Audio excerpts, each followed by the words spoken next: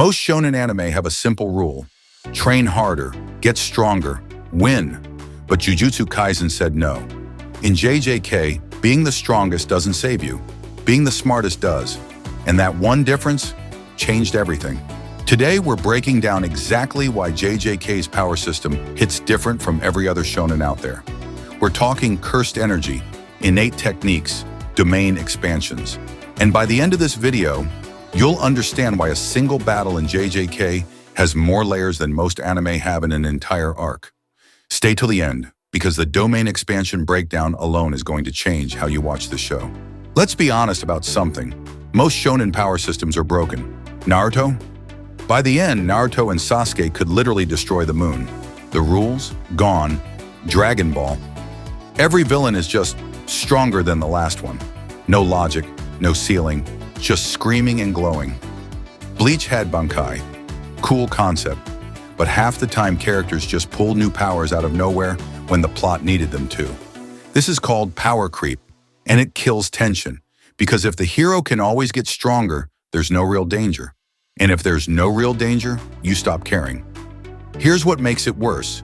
Most systems don't have rules, not real ones, which means the author can do whatever they want, and the audience knows it. So when the hero loses, you think he'll just train and come back stronger. When he wins, you think they'll just make the next villain more powerful.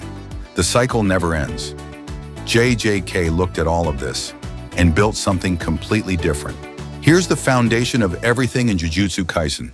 Cursed energy. It's not ki, it's not chakra, it's not willpower. Cursed energy is born from negative human emotions, fear, grief, anger, regret. The darker the emotion, the more powerful the energy. That alone is already more interesting than most systems, because it ties the power directly to the human experience, to pain, to trauma. And here's the key detail most people miss.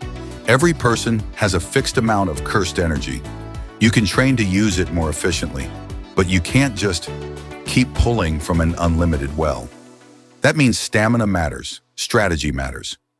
Wasting your technique on a bad read can cost you the fight, or your life. This creates real consequences, real tension. Now, on top of cursed energy, everyone has what's called an innate technique, a power that's completely unique to them, passed down genetically through their bloodline. You can't copy it, you can't learn it, you're born with it or you're not. This matters because it means every single fighter in JJK has a different fighting style. There's no two characters who fight the same way, and the battles reflect that. Every matchup is genuinely unpredictable. Here's where JJK separates itself from everything else. JJK fights aren't about power levels. They're about information warfare. Think about this. In most anime, when two characters fight, the stronger one wins. Simple. In JJK, knowing what your opponent's technique is can be more valuable than being stronger than them. Why? Because if you understand the rules of their technique, you can break those rules. Look at Gojo's limitless infinity. Everything that approaches him infinitely slows down before it makes contact. Sounds unbeatable, right? But here's what's genius about it. Gojo is strong not because the power is OP on paper. He's strong because nobody has figured out how to bypass infinity yet. The moment someone does, the fight completely changes. That's layered. That's intelligent writing. Or look at Nanami's ratio technique. He can create a weak point at exactly the 7-to-3 ratio of any object. Precise, mathematical, calculated. It reflects his entire personality. His fighting style is an extension of who he is. That's what great power systems do. They reveal character. And then there's binding vows. This is where JJK gets really clever.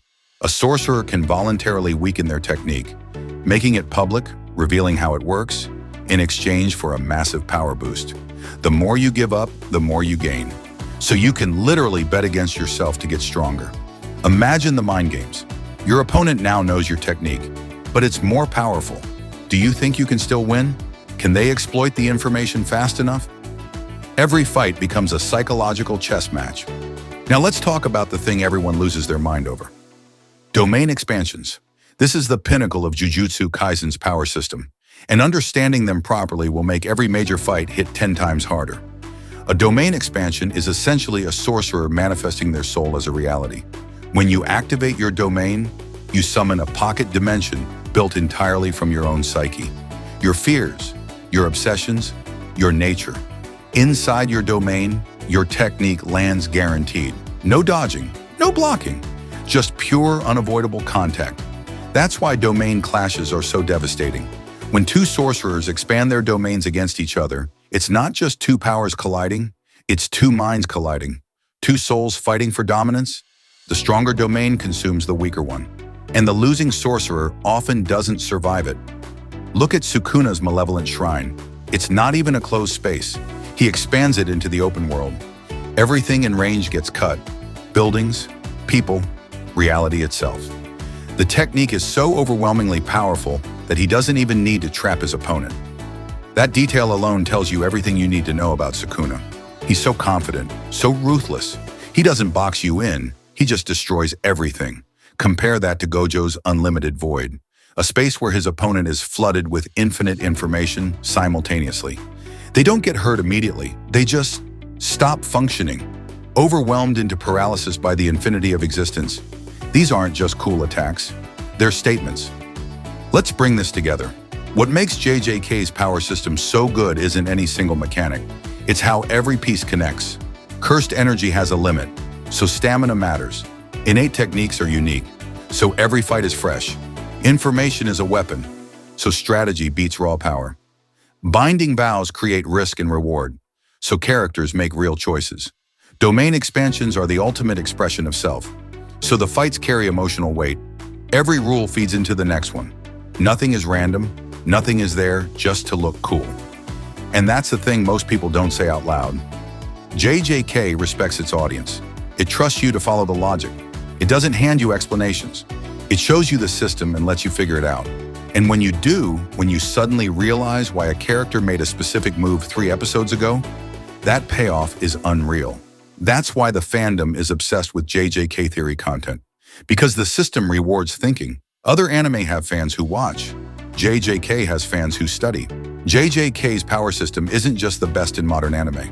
It might be the most carefully designed battle system in shonen history. Clear rules, real consequences, strategic depth, emotional weight. Every fight means something. Every technique is the character. So now I want to know. Drop it in the comments right now. What's your favorite curse technique? And which domain expansion do you think is the most terrifying? Let's debate it below. If you want more breakdowns like this, subscribe to FactCo. We're deep diving the anime that actually deserve it. I'll see you in the next one.